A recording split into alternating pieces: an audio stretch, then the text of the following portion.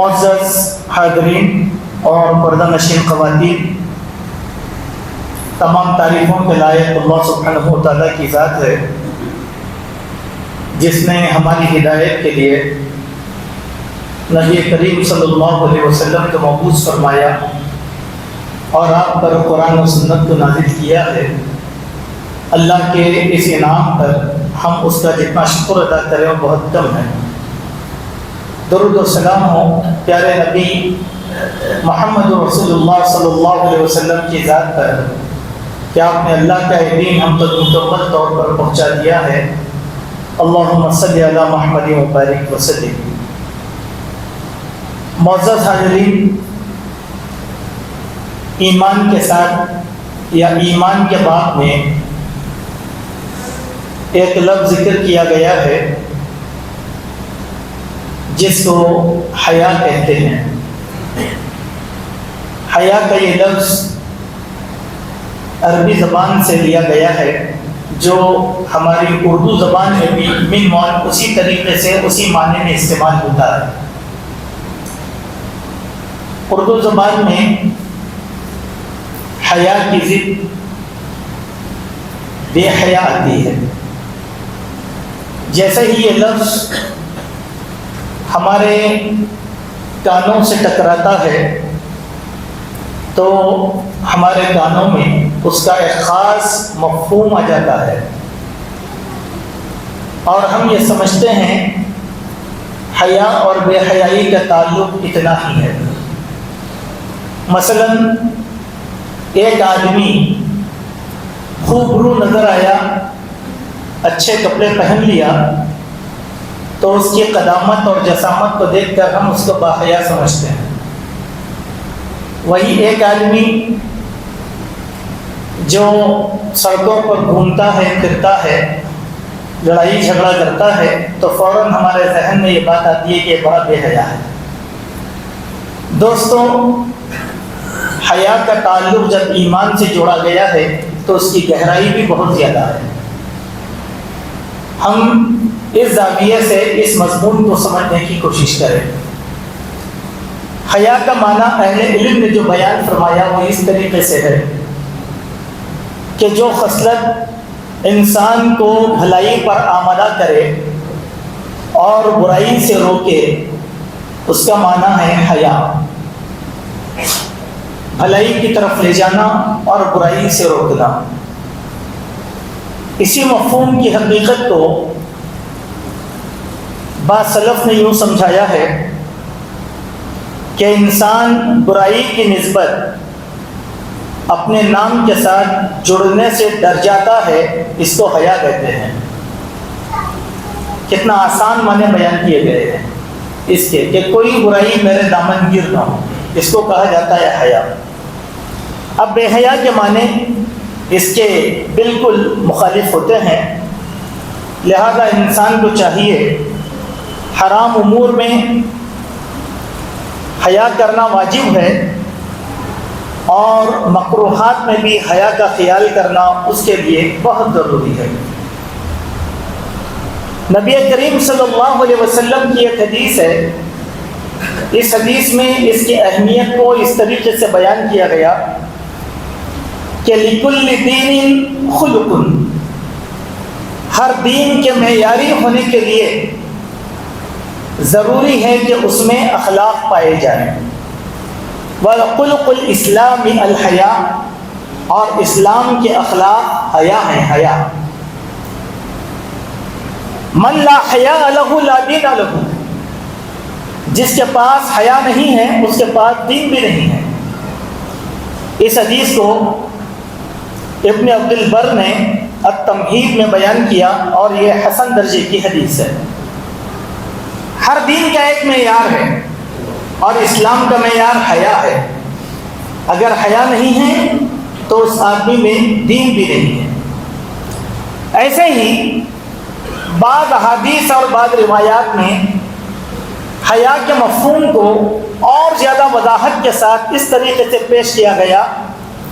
ایک روایت بخاری مسلم میں بیان کی گئی ہے، الحیاء لا یأتی الا بخیر حیا کے ذریعے سے صرف بھلائی حاصل ہوتی ہے، برائی نہیں، صرف بھلائی ہی بھلائی کا نام ہے حیا۔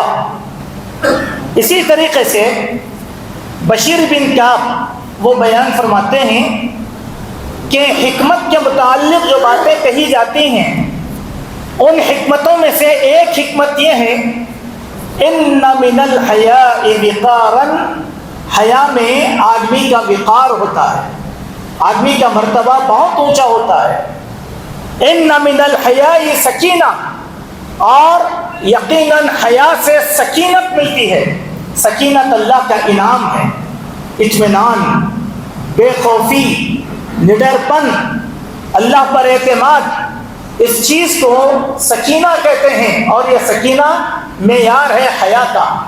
اگر حیا نہیں ہے تو پھر خوف، دہشت، پریشانی یہ ہمارے دامنگیر ہو جاتی ہے۔ کیوں؟ جب ہم بے حیا بن جائیں۔ اس مفہوم کو ہم اچھی طریقے سے سمجھنے کی کوشش کریں۔ پھر ایک اور حدیث میں اللہ کے نبی صلی اللہ علیہ وسلم نے حیا کے اس مفہوم کو اس طریقے سے ثابت کیا کہ الحیاء خیر کلہ، زندگی کے ہر خیر والے کام میں، ہر کام میں حیا ہوتی ہے۔ ایک آدمی مومن ہے لیکن اس کے پاس کچھ برائیاں پائی جاتی ہیں، تو ایمان اور یہ دونوں چیزیں ایک جگہ جمع نہیں ہو سکتی۔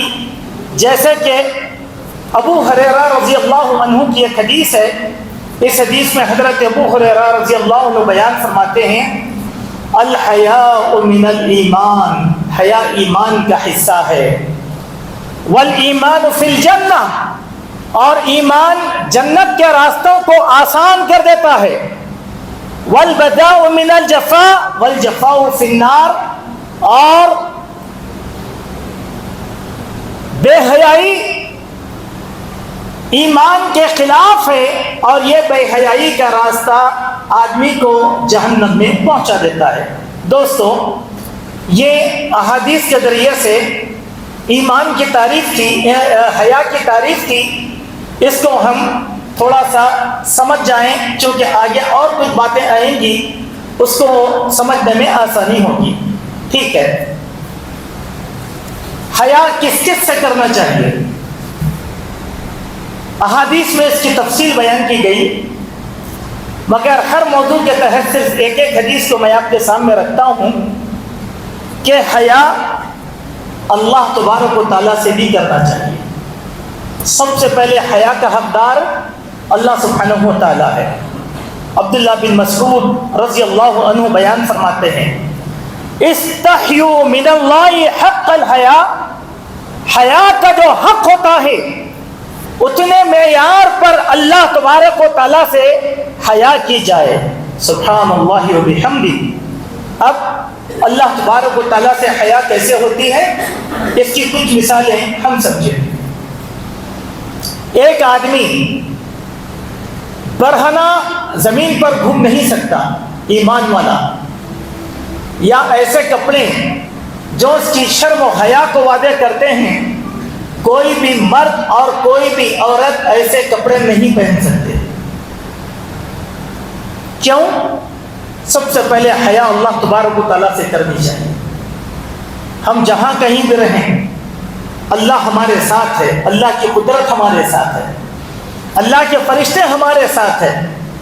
اسی لیے ایک حدیث میں آتا ہے کہ جب میاں اور بیوی اپنے کمرے میں ساتھ ہوتے ہیں تو اللہ کی رحمت کے فرشتے حیا کرتے ہوئے ان سے ہٹ جاتے ہیں۔ فرشتوں کو بھی حیا ہے، اسی لیے حیا کا پاس و لحاظ رکھنا یہ سب سے زیادہ ضروری ہے۔ اب بہت سی چیزیں اس میں حیا کے اندر داخل ہیں، لیکن ہم اس کی تفصیل آپ کے سامنے یہاں نہیں رکھ سکتے، لیکن کچھ تفصیلات ہیں وہ انشاءاللہ آپ کے سامنے رکھیں گے۔ امام ابن حجر اسقلانی رحمۃ اللہ علیہ نے حضرت ابو بکر صدیق رضی اللہ عنہ کے متعلق ایک روایت کو نقل کیا کہ ان ابا بکر الصدیق قال یوما وهو یکتب، ایک دن اپنے خطاب کے دوران حضرت ابو بکر صدیق رضی اللہ عنہ نے فرمایا استحیوا من اللہ، اے لوگو اللہ تبارک و تعالیٰ سے حیا کرو. فواللہ ما قرشت لحاجت منذ تابعت رسول اللہ صلی اللہ علیہ وسلم مقنعا راسی حیاء ربی.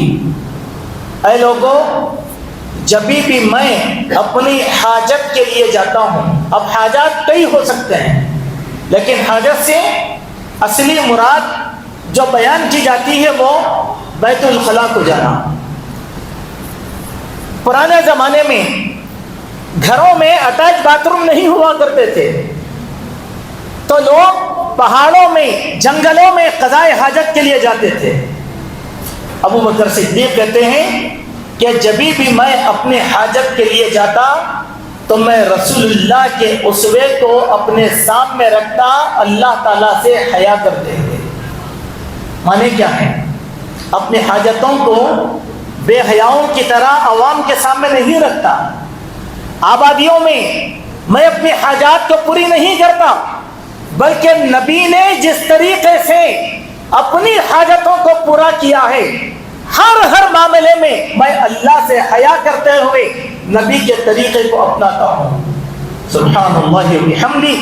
اس میں حیا کے معنی اور مفہوم کو ابو بکر صدیق نے بڑے کھلے انداز میں بیان کیا. اس کے بعد دیکھیں ایک اور روایت، انسانیت میں سب سے زیادہ باحیا اگر کوئی شخصیت ہے تو وہ نبی کریم صلی اللہ علیہ وسلم ہے. سب سے بچپن سے لے کر قبل نبوت سے لے کر بچپن، جوانی، اگھیڑ پن، نبوت ملنے سے پہلے بھی اللہ کے نبی باحیا تھے، اور نبوت کے بعد بھی آپ کی شرم و حیا کا درس لوگوں کے سامنے دیا گیا.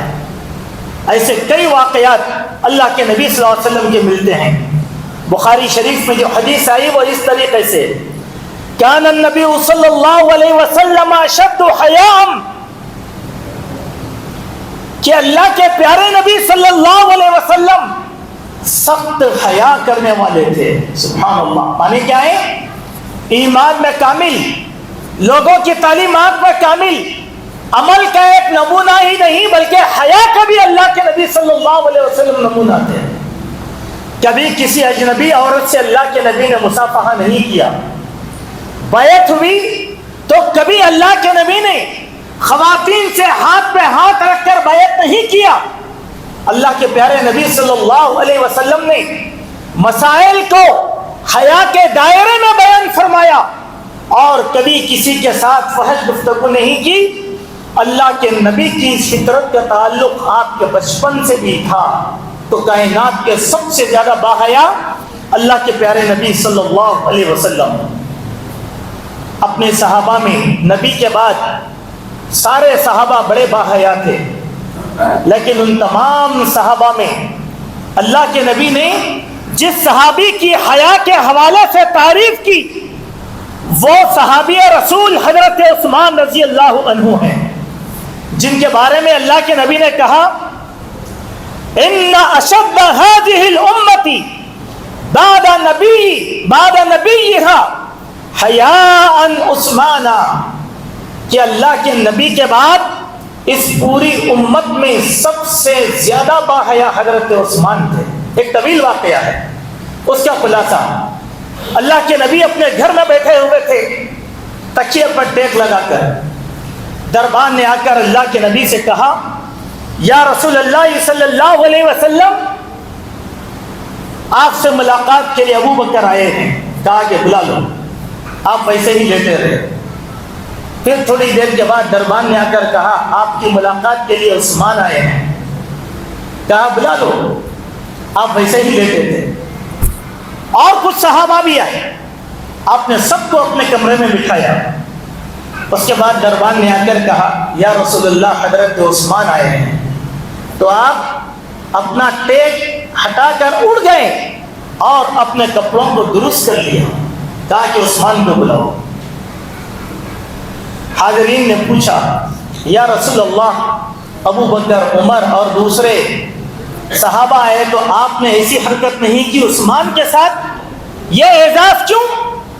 تو کیا پیارا جملہ اللہ کے نبی نے کہا عثمان کی حیا کا پاس و لحاظ فرشتے رکھتے ہیں، اور عثمان اس حیا کا لحاظ رکھنے کے سب سے زیادہ حقدار ہے۔ دوستوں، حیا کے اس مفہوم کو ہم سمجھنے کی کوشش کریں۔ اس مفہوم کے بعد کچھ ایک اور روایت، بڑی اچھی روایت ہے، ہماری خواتین کے لیے بڑی مثال بن سکتی ہے۔ حضرت عائشہ رضی اللہ عنہا اپنی حیا کا اظہار اس طریقے سے کرتی ہیں کہ میں اس کمرے میں، جس کمرے میں میرے والد اور میرے شوہر نبی کریم صلی اللہ علیہ وسلم مدفون ہیں، جب میں میرے اس کمرے میں جاتی تو اپنے کپڑوں کو ہٹا کر بیٹھ جاتی، اور میرے دل میں یہ خیال آتا کہ یہاں کون ہے جس سے پردہ کیا جائے؟ ایک تو میرے باپ ہیں اور دوسرے تو میرے شوہر ہیں۔ اس کے بعد جب حضرت عمر رضی اللہ عنہ کی وفات ہوئی اور میرے اسی کمرے میں عمر رضی اللہ عنہ کو دفن کیا گیا تو میں نے سخت حیا اختیار کیا۔ کیوں؟ کہ وہاں تیسرے عمر بھی تھے۔ مرنے کے بعد پردے کا اتنا خیال حضرت عائشہ رضی اللہ عنہا نے اپنے گھر میں کیا۔ کیوں؟ ایک اجنبی وہاں پر عمر بھی ہے۔ اس میں کیا ہے؟ حیا کا پاس و لحاظ، حیا کا پاس و لحاظ۔ اگر یہ کائنات اس حدیث کو سمجھ جائے گی تو مردے خانوں میں یا قبرستانوں میں عورتوں کا جس حیات سے جانا اور آنا ہے وہ آسانی کے ساتھ اس کو سمجھ سکتے ہیں کہ کتنا پاس و لحاظ حضرت عائشہ رضی اللہ عنہا نے کیا۔ لیکن دوستو، بعض حیا کی باتیں ہیں جس کو ہم سمجھنے کی کوشش کریں، جو آج ہمارے گھروں کے اندر رائج ہو چکی ہے۔ وہ مفہوم نہیں جو سماج میں آئے۔ اصل بے حیائی وہ ہے جو فرد میں آتی ہے اور پھر فرد کے ذریعے سے گھر میں آتی ہے۔ معاشرے کی ہم گفتگو نہ کریں، چونکہ معاشرے میں ہم سارے شامل ہیں۔ اگر قوم کا فرد سدھر جائے، قوم کا گھر سدھر جائے تو معاشرہ خود بخود سدھر سکتا ہے۔ ہم معاشرے کو سدھارتے ہیں لیکن اپنے گھر کے جو چراغ ہے اس کو روشن کرنے کی کوشش نہیں کرتے۔ ہمارے ہر ایک کی زبان پر آتا ہے معاشرہ ایسے ہو گیا، معاشرہ ایسے ہو گیا، لیکن دوست کبھی ہمارے گھر میں کچھ ایسی عادتیں آ چکی ہیں جس کا ہمیں خیال کرنا بہت ضروری ہے۔ مثال کے طور پر دیکھیں، ایسی بہت سی روایتیں ہیں خواتین سے متعلق۔ ایک بے حیائی کی عادت جو آج انڈائریکٹلی ہمارے گھروں میں ہے، وہ کیا ہے؟ گلیوں میں، کوچوں میں، گاؤں میں، قریوں میں، محلوں میں اڑوس پڑوس کی عورتیں ایک جگہ بیٹھ جاتی ہیں۔ اگر ان کے گھر میں مردانہ نہ ہو تو وہ ایک جگہ بیٹھ جاتی ہیں اپنے گھروں کی چوکھٹ میں۔ اچانک کسی کے شوہر آ جاتے ہیں، کسی کا مردانہ آتا ہے تو سب اپنے اپنے گھروں میں جانے کی کوشش کرتے ہیں۔ اس عادت کی وجہ سے کئی لوگوں کے سامنے بے پردگی ہو جاتی ہے، کیونکہ آدمی بول کر نہیں آتا، اچانک آتا ہے۔ یہ ایک غیرت کی بات ہے اور حیا کے لحاظ سے بڑی بے حیائی کی بات ہے۔ حضرت ابو سعید خدری رضی اللہ عنہ سے ایک روایت مروی ہے، طویل روایت ہے، اس کا اہم حصہ یہ ہے۔ حضرت ابو سعید خدری کچھ صحابہ کو اپنے ساتھ کھڑاتے ہیں اور ایک کمرے کی طرف اشارہ کرتے ہیں۔ دیکھو، کیا تم اس کمرے کو دیکھتے ہو؟ اس کمرے میں ایک نوجوان آدمی رہا کرتا تھا جس کی ابھی ابھی شادی ہوئی تھی، اور وہ آدمی ہمارے ساتھ خندق کی کھدائی میں بھی چلا کرتا تھا۔ اسی لیے وہ دوپہر سے اللہ کے نبی سے اجازت لے کر اپنے گھر کو آ جاتا۔ ایک مرتبہ جب وہ اجازت لے کر اپنے گھر آ رہا تھا تو اللہ کے نبی صلی اللہ علیہ وسلم نے فرمایا، جاتے ہوئے ہتھیار لے کر جاؤ، چونکہ بنو قریظہ سے مجھے تم پر خطرہ لاحق ہے۔ اس نے اپنا ہتھیار بھی اٹھا لیا اور اپنے گھر کو آیا. آ کر اس کی نظر اپنے گھر والی پر پڑی کہ گھر کے دونوں دروازے کھلے ہیں اور وہ چوکھٹ پر کھڑی ہوئی ہے. سوال نہیں ہوا. مارے غیرت کے شوہر نے کہا یہ کیسی بے حیائی، تو اس طریقے سے کھڑی. اپنا نیزہ نکالا اور اپنی بیوی پر وار کرنے والا تھا. کون؟ صحابی رسول.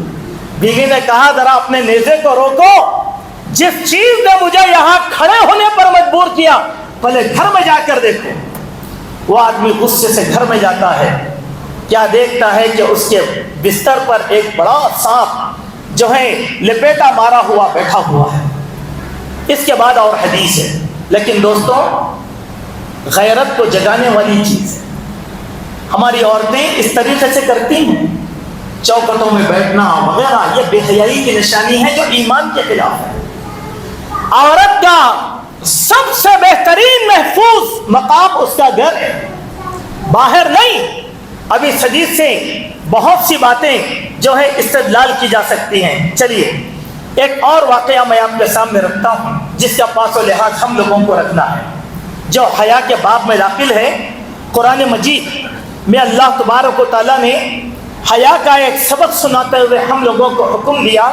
ہم نے کہا ہر آدمی اس آیت کا جائزہ لینے کی کوشش کرے. اللہ کے نبی علیہ الصلوۃ والسلام نے فرمایا، اللہ تبارک و تعالیٰ نے فرمایا، اے لوگ، اے ایمان والو،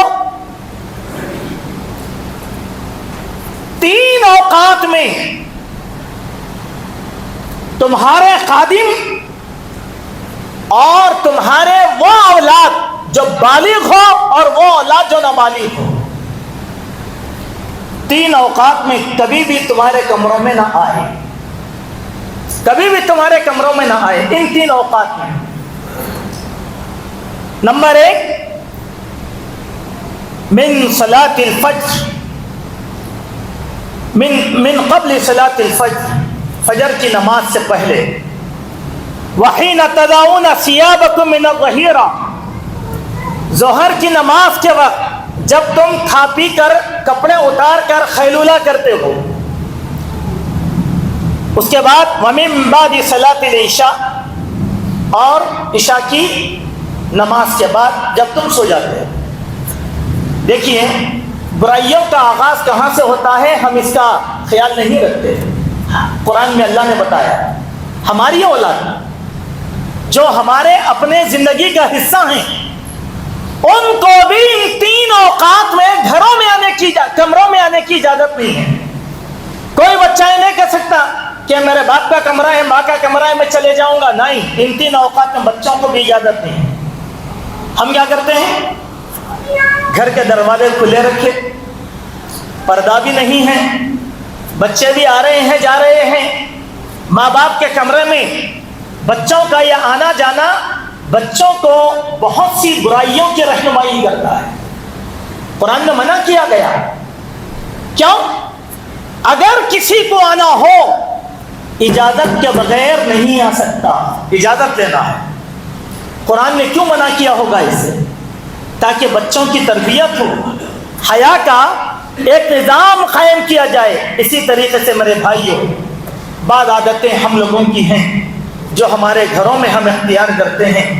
وہ خلاصتاً یہ بات کہ دیکھیے ہم لوگ اپنے گھروں میں جوائنٹ فیملیز میں رہتے ہیں. ہم لوگوں کی تقریباً فیملیز جوائنٹ فیملیز ہیں. بھائی بھی ہیں، بھائی کے بچے بھی ہیں، بھتیجے بھی ہیں، بھانجے بھی ہیں. 2 3 فیملیز رہتے ہیں. برائی کہاں سے آتی ہے؟ بے حیائی. اس کو آپ سمجھیں.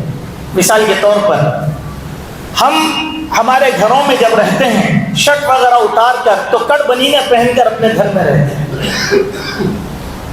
اس عادت کو چھوڑیے، یہ بے حیائی کی طرف لے جاتی ہے. ننگا پن ہے، ننگا پن. اس کے بجائے آپ فل بنیج پہنیے. اگر آپ لنگی پہ بھی رہیں گے تو شرم و حیا کا پاس و لحاظ رہے گا. نمبر 1. نمبر 2، آج کل ہمارے نوجوانوں میں ایک عادت آ گئی. وہ لوگ جدید مغربی تہذیب سے متاثر ہو کر نکر چڈیاں پہن کر گھومتے ہیں. گھروں میں آ گئے تو گھٹنے سے اوپر تک چڈی پہن لیا، ماں بھی ہے، بہن بھی ہے، بھاوج بھی ہے، بہو بھی ہے، سب لوگ ہیں. یہ کیا چیز ہے؟ یہ مسلم شعار نہیں ہوتا میرے بھائی. گھٹنوں سے نیچے تک کے کپڑے پہنے، یہ خیال کرے کہ دوسری خواتین بھی ہمارے ساتھ ہیں. اگر ہم ایسی عادتیں اختیار کریں گے، کل آپ کا بچہ چڈی پہن کر پورا محلہ گھومے گا. تربیت کس نے دی؟ آپ نے. یہ ایک چیز تہذیبی طور پر بے حیائی کی طرف جو ہے رہنمائی کرتی ہے. اسی طریقے سے ایک آخری باتیں بہت ہیں، میں یہ سوچ رہا ہوں کہ کون سی بات آگے کہوں، کون سی بات پیچھے کہوں، لیکن وقت بہت کم ہوتا ہے خطبے میں، اسی لیے اشارتاً یہ گفتگو کہ عموماً ہمارے پاس ایک بہت بے حیائی کی عادت آتی ہے، چاہے دیندار ہوں چاہے بے دین ہوں، اللہ ماشاء اللہ کچھ گھر بچے ہوئے ہوں گے اس کے اندر. کیسے؟ نمبر 1، خلیرے، ممیرے، پھپھیرے، چچیرے بھائیوں کا آنا جانا اور ان کے ساتھ اختلاط، چاہے مرد ہو چاہے عورتیں. نمبر 2، گھر میں بہنوئی کو ہم یہ تصور کرتے ہیں ہمارے گھر کا بہنوئی ہمارے باپ کے بعد ذمہ دار ہے. یہ ہندوؤں کا عقیدہ ہے. اسلام نے کبھی بھی بہنوئی کو اتنا مقام نہیں دیا. بہنوئی یعنی گھر کا داماد ساس کے لیے محرم ہے، سالیوں کے لیے نہیں ہے. اسی طریقے سے بہو خسر کے لیے، خسر بہو کے لیے محرم ہے، لیکن دیوروں اور جیٹوں کے لیے نہیں ہے. لیکن ہمارے پاس یہ باہمی اختلاط ہے، باہمی اختلاط. حتیٰ کہ ہمارے اس جاہل معاشرے کے اندر آج ترقی کے نام پر جو ہے سالی بہنوئی کے ساتھ گھومنے جا رہی ہے، اور اسی طریقے سے بھاوجیں دیوروں اور جیٹوں کے ساتھ گاڑیوں پر جا رہی ہے. بولے کیا حرج؟ بھابھی ماں ہے. کس نے کہا بھابھی ماں ہے؟ کیا قرآن نے کہا؟ ماں وہ ہے جس نے ہم کو پیدا کیا، یہ قرآن نے کہا. بھاوج کا ایک الگ رشتہ ہے. یہ کیا ہے میرے بھائی؟ ایمان کے خلاف. اس کی وجہ سے ہمارے معاشرے تباہ ہو رہے ہیں. اللہ کے نبی صلی اللہ علیہ وسلم نے فرمایا کہ دیکھو اجنبی عورتوں پر تمہارا آنا اور جانا حرام ہے. ایک انصاری نے کہا پھر دیور کا کیا حکم ہے؟ اللہ کے نبی نے کہا یہ دیور تو تمہارے لیے موت ہے. اب بولیے کیسے حالات ہمارے پاس آتے ہیں. اسی لیے میرے مومن بھائیوں، آج کے خطبے میں ہم یہ نصیحت کرنا چاہتے ہیں، ہم باہر کے معاشرے کے بگاڑ پر نظر رکھنے سے پہلے فرد اور گھر پر ذرا نظر رکھیں. فرد اور گھر سدھر جائے گا تو ہمارے پاس ساری کی حیا کی قدریں ہمارے پاس خود بخود آ جائیں گی. لیکن یاد رکھو، جب اس کو اللہ کے نبی نے ایمان سے جوڑا تو اس کے معنی کیا ہے؟ ایمان کے معنی ہے حیا کرنا. جو لوگ حیا نہیں کرتے ان کے دلوں میں ایمان نہیں ہوتا. یہ چند باتیں تھی جس کو ہم نے آپ کے سامنے رکھا. اللہ تبارک و تعالی ہم سب کو حسن عمل کی توفیق عطا فرمائے. اللہ جب تک زندہ رکھے اسلام پر رکھے، جب ہمارا خاتمہ ہم ایمان پر ہو. اقول قولی ھذا استغفر اللہ من کل ذنب واتوب الیہ.